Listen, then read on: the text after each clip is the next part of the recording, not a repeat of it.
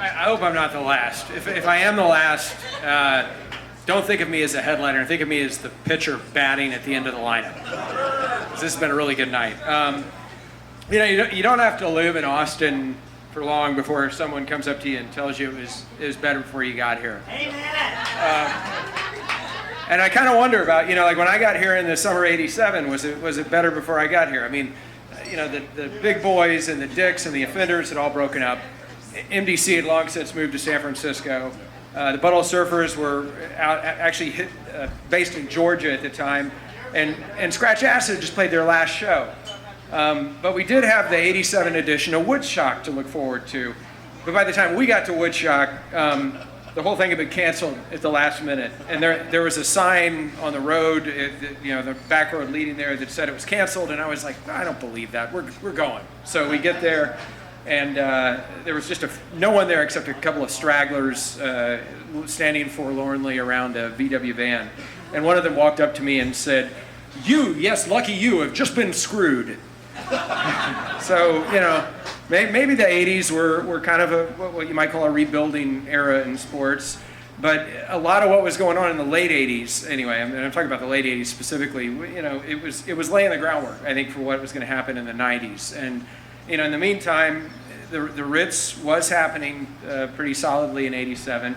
I remember one day, I got a call from a friend. 7 Seconds came to town. And no notice, nothing in the paper. They're playing a gig for $1. You want to go? And so he saw 7 Seconds for $1. Fishbone came and did a 2-night stand, and it's just was totally like a sweat bath. Everybody was totally skanked out. But the show that was really the rite of passage for me was on July 4th, 1987, and that was Poison 13, the Party Owls, Jaws of Life, and with the Hickoids headlining. And man, the Hickoids, I've never seen anything like that in my life at that point as an 18-year-old kid. They slashed and sloshed through all this hardcore punk rock music and breakneck speeds. They're all just all over the place, and you think they're going to fall apart, and somehow they don't.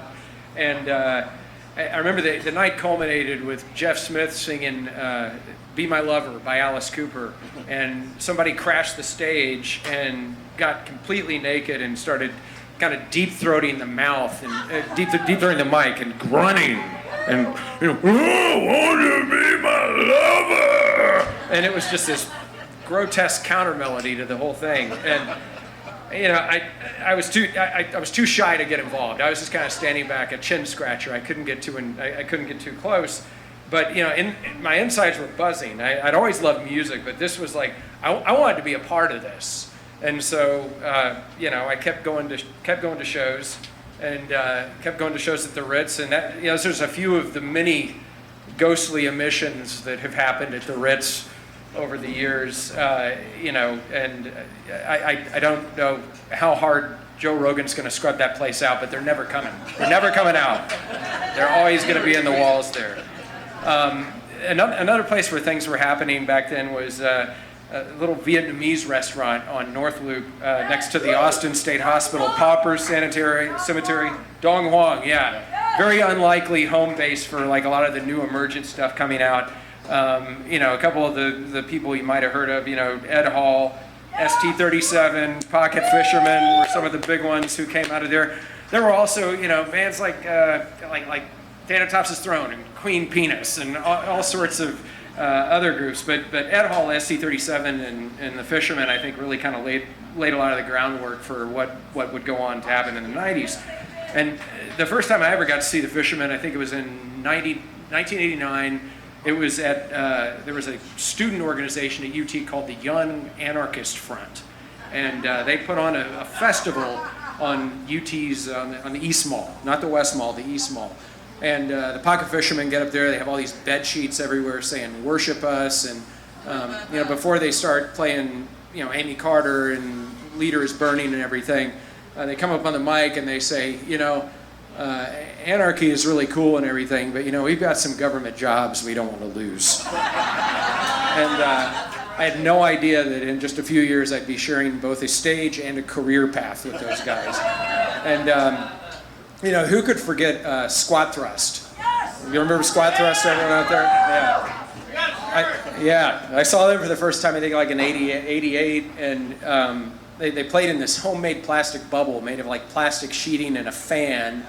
And their bass player, Wade Longenberger, rest in peace, was on stilts, these wooden stilts that made him about 7 feet tall, and he's decked out in this Gene Simmons regalia. And to me, it's like any band that puts that much effort into like a gig on a Thursday night is worthy of my attention.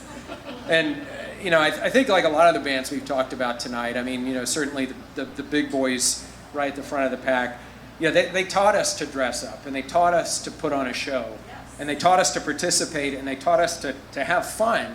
So I was really stoked when I was doing this State of the Scene piece for the Chronicle back in 1993, and Biscuit agreed to talk to me.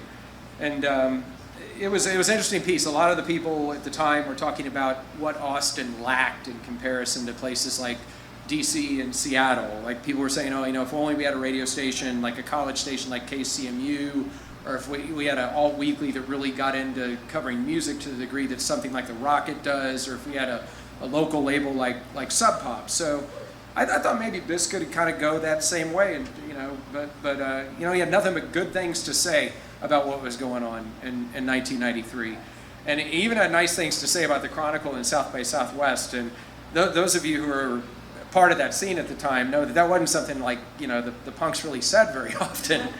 And the take-home quote for me that I'm going to just read to you directly that he said was, "If you're complaining and trying to make things happen at the same time, at least you're stirring things up. But if you're just being a bump on a log and complaining, you're not adding to it." And I didn't know Biscuit like a lot of you guys here did, but the fact that he took time out to say that, and that it laid a pretty big egg in my brain. It taught me that as a writer that a cheap slag is just empty calories.